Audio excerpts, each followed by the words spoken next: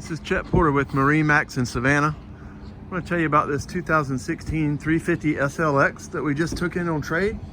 The boat is in great shape. It's just been professionally detailed. We replaced the two Raymarine screens last year. The boat has joystick piloting, Lenco auto trim tabs, the Mercury vessel view. As you can see, the boat is in great shape with full covers, bow table option.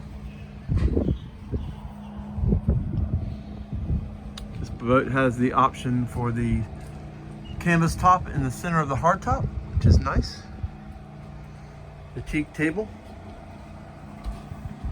Also the optional grill.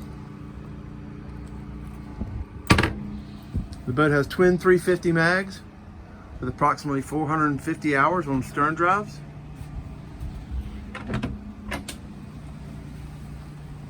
The upgraded head.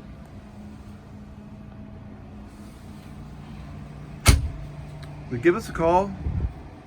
MarineMax Savannah. This 2016 Sea Ray 350 SLX. And we'll be glad to discuss the options of how we can make this your new boat for the summer. Thank you very much.